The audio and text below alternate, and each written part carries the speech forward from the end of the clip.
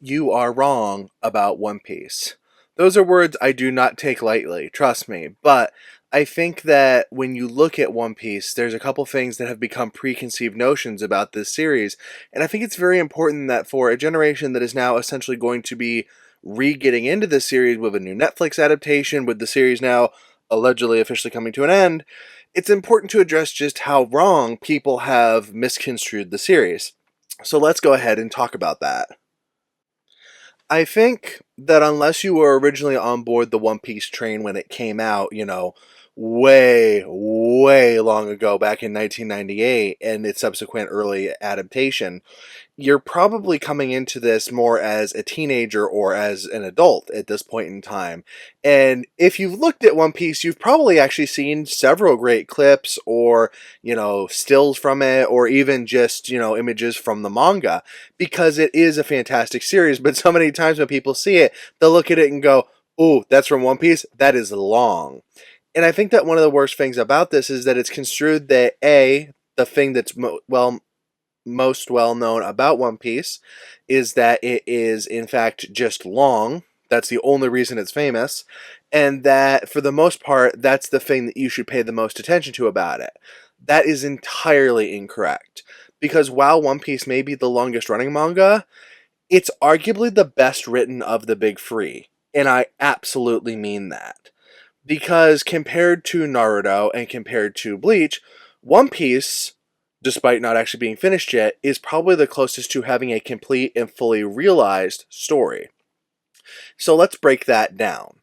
One, you have to look at what the other two series offer. I think that Bleach comes off fairly better in this because Kubo probably didn't have an overarching idea for the series, but I think he took it each arc in stride. I think he kind of knew that when Bleach blew up, he was going to do more and more with it, even if it wasn't necessarily fully planned out. That having been said, that probably did the best from the perspective of even like Burn the Witch is set in the same world, just with different characters, and it still works. The one that has a harder time than that is Naruto. And I think that One Piece bashing is most often done by Naruto fans, which is kind of unfortunate, although it's probably defensive, because in actuality, Naruto's writing is overall pretty trash. I think it's kind of funny that the reason that most people tend to compliment Naruto is due to its character development, which is actually mostly lacking in the series. Most people tend to point to Naruto himself, which is valid. Naruto is and was a very interesting character when that series originally came out and spoke to a generation of kids. And that's pretty much it. Almost every other character in Naruto is pretty much underdeveloped or a caricature. There are some exceptions here or there, Pain, but for the most part, it's not like most of those characters are interesting or even all that relevant throughout most of the series. One Piece, on the other hand, is probably most disparaged because Monkey, its primary character, Luffy, is simple. Luffy is not an overtly complex character at the beginning. But it's very interesting that while in Naruto, I think Naruto became less complex as the series went on, it became increasingly simplified to the point that Naruto himself kind of just, became the Naruto run in a lot of ways. One Piece actually grows its character. Luffy becomes more and more and more detailed as the series goes on. We find out more about his moral philosophy. We find out more about what motivates him as a character and why he wants this crew. And it's kind of interesting that even as somebody who's effectively only just halfway through the manga, it's quite clear that Luffy is by far and away one of the most interesting manga characters. So, in that fact, One Piece has been misconstrued, but it's not the only way.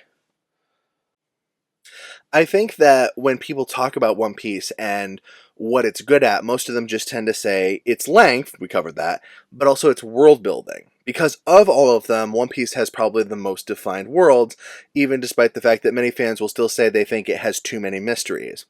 I think the grand problem with One Piece in that regard is that the world building is fantastic. It does occasionally drag the story, which is a valid complaint. But that having been said, it always ties back in.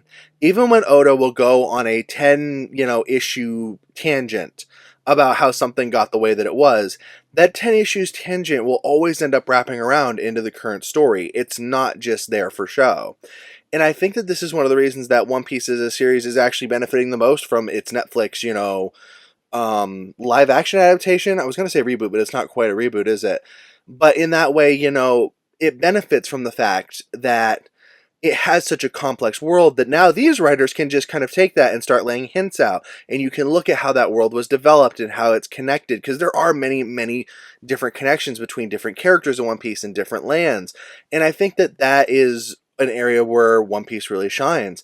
And then I think its other is its characters. I addressed why, many people tend to favor Naruto or Bleach over One Piece, but truth is, while Luffy may start as a simple character, like I said, he does get more complicated, and the rest of the crew is awesome.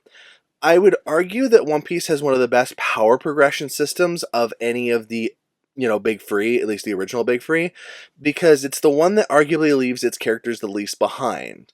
Even in modern day incarnations, even if you haven't read up to this point or watched up to this point, you're distinctively well aware that while the Monster Trio are still the most powerful, there's nobody underpowered on the Straw Hats. The most underpowered is probably, Usopp, but again, Usopp could probably outwit or outbox the vast majority of minor characters at this point in time. He is the weakest member of a crew that is strong enough to go up against, warlords of the sea and, emperors. So that's like not a fair comparison. And as many people have pointed out, they think that all of these characters will end up getting big boosts as this series finally comes to its conclusion. I think that in that regard, then, it's one of the best representations for the series. So what does this mean? Well, I think what it really means is there's never been a better time to get into One Piece. And the thing you just have to keep in mind is when a lot of people are picking on this series, they're really just picking on a very few shortcomings that really go away the further you get into the series. Yes, I know many people argue that you shouldn't have to go far into a series to get hooked on it, but truth be told, the beginning of One Piece is actually quite good all on its own. It just gets even better the farther you go in.